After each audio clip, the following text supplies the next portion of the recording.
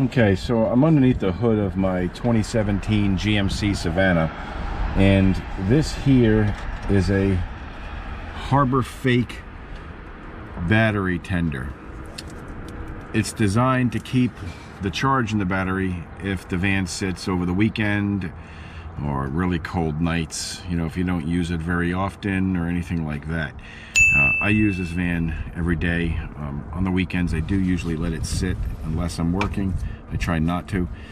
This lasted me, I think, maybe 2 years.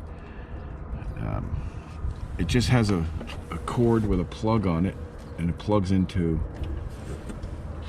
an outlet. Now what I did is I hooked it to an extension cord, shorten the extension cord, and have it tucked away up under here so that I can plug it in when I want to let the van sit. The other night this apparently decided to stop working, and because of that the battery died, because I have all kind of cameras and security in the van, prevent people from stealing tools or stealing the van. I got cameras and stuff in it, and it let me down. It was not ready for work the next day. Now fortunately I caught it the night before, was able to get it jump started, get the battery back up to par, but this Harbor Fake battery tender let me down. There was no warning or anything, it just dropped me dead cold.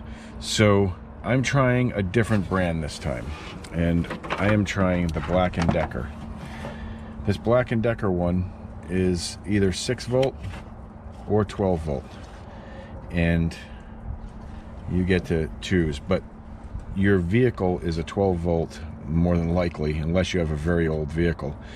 You know, I'm talking like one of the first vehicles, so you're going to want to leave that on 12 volt. But you should check the instruction manual just to make sure, because I guess there's some vehicles that are positive on the negative side instead of, or positive on the chassis side instead of negative on the chassis side. I've never come across a vehicle like that before, but I do know that it does exist. So what we're going to do is we're going to swap that one out for this one here, and no major video here, but we're going to see what it's like, see how well it works, and I'll be able to tell you. Now with this unit, this here is got a couple different connections with it. It comes with these so that you can hook it to a battery like on your bench, and it has a little plug. That little plug plugs into this end here. So one end plugs into an outlet and one end plugs to the battery, and you can choose whether or not you're going to use these alligator clips or whether you're going to wire it direct to your battery. If you're going to wire it direct to your battery, it does come with this cord here, which has that same end on it for connecting to that, but it has 2 of these connections, so it'll go right onto a side terminal battery or a top terminal battery on the side screw. So this is the way we're going to hook it up. We're going to hook it up so it's there all the time, and we'll do it right after this.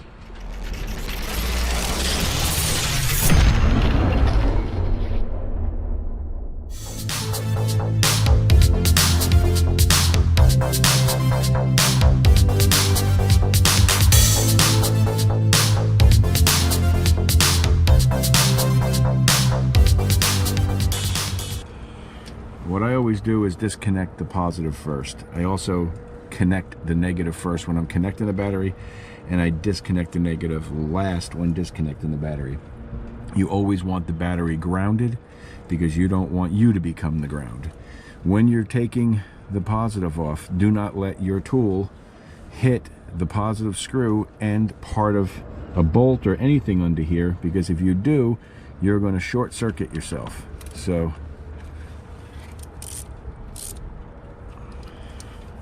make sure you take this off carefully.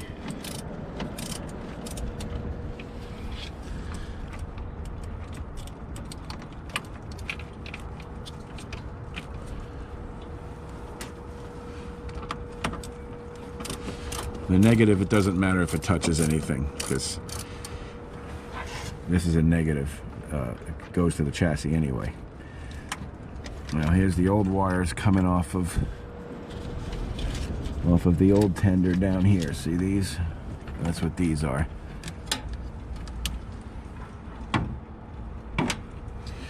And we're gonna unplug it down in here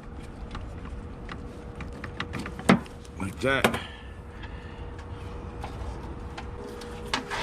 And we'll take this out of here.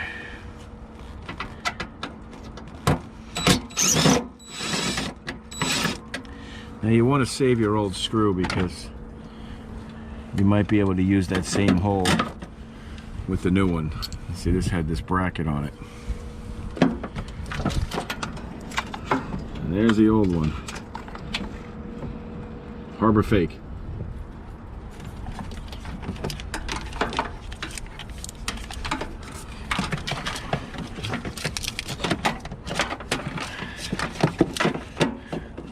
Let's see, I can probably screw that in right there just like that. I'd rather it face this direction though, so it's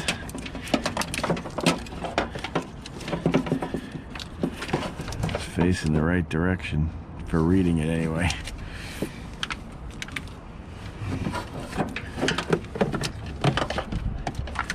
To make this easier on myself, I'm going to start this screw in this hole.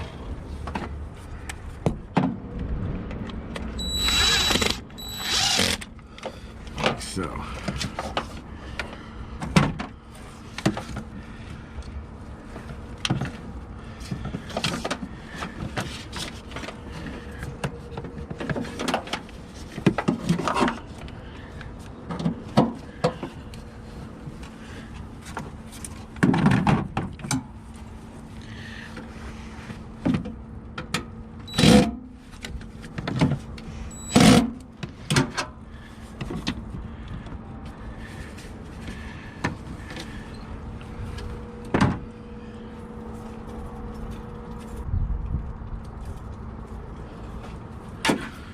change drivers here because that one wouldn't fit in there.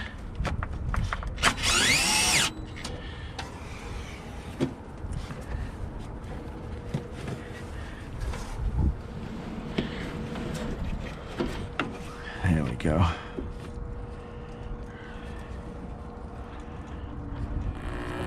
Oh, oh no! I don't think this is safe. Oh, it's catching on fire! How long will it go? So the Chicago Electric, the Harbor Freight is well, it's a little bit scary. Is making a lot of noise. It looks like the fire is out now, but it's definitely smoky.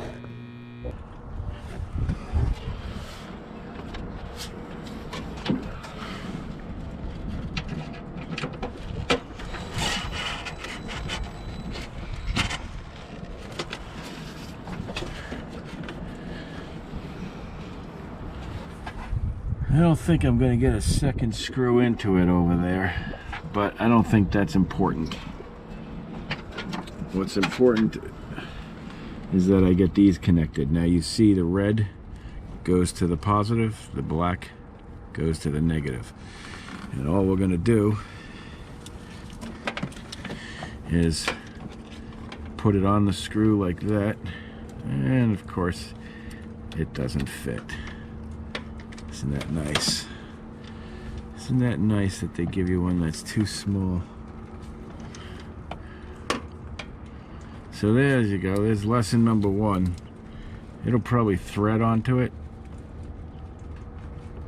Yep, it does thread onto it, but that's kind of crappy.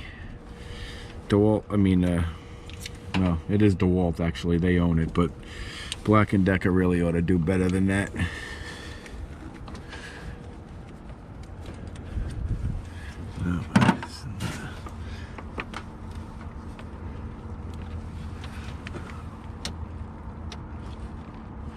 Alright, so what happened is the wire is too thick and it will not allow me to tighten this down because the wire's rubbing up against the end of this. Well, when I put the last one in, I chiseled out a section, and I'll show you that in a second.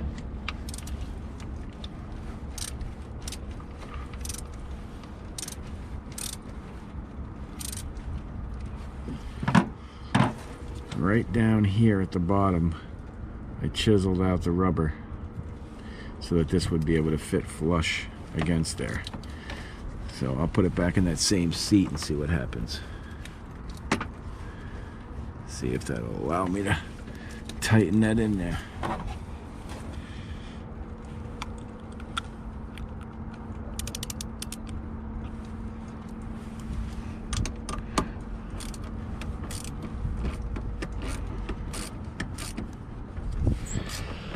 Makes all the world of difference. You want to make sure these are tight so they don't move. Now you're going to want that one to go onto the positive side. And if you look on here, there's a spot right here for the wire to come out.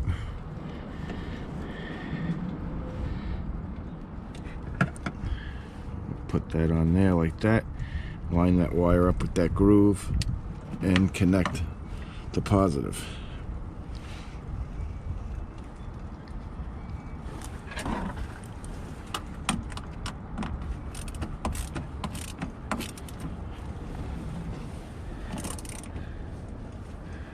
Again, don't let your tool hit anything that's ground. It could be a screw, it could be a pipe, it could be part of your AC, a motor end, anything metal in here. So these are both connected now. Then all you should have to do is take this end here that has that connection on it,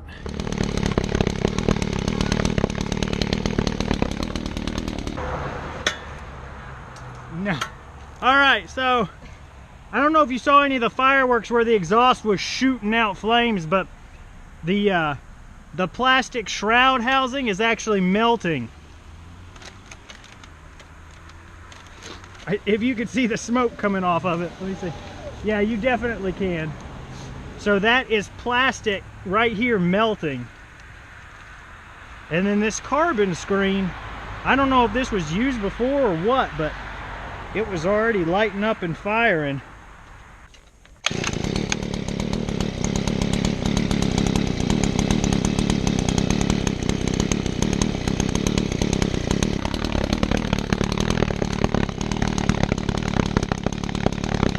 Look at this.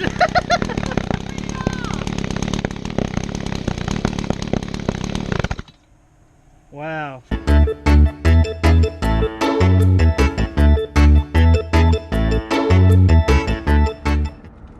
connect these two together.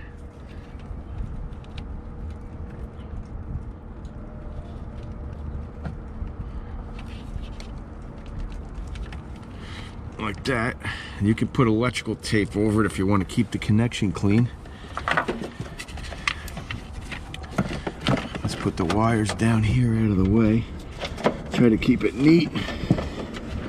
And we plug this in like so. Alright, you want to make sure this is switched on to 12 volts over here. And I'm going to plug it in and let's see what the lights say.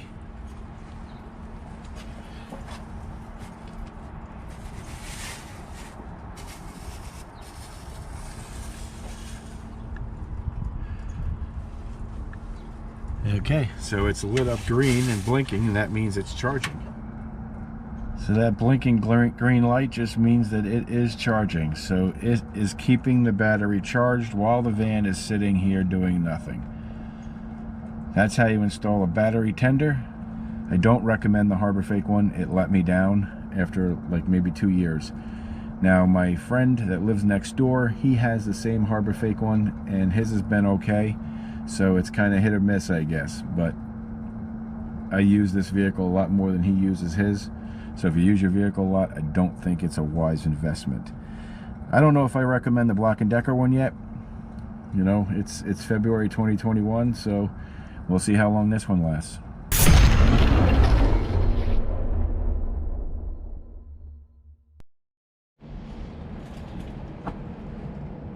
What are you going to do with the old Harbor Freight one?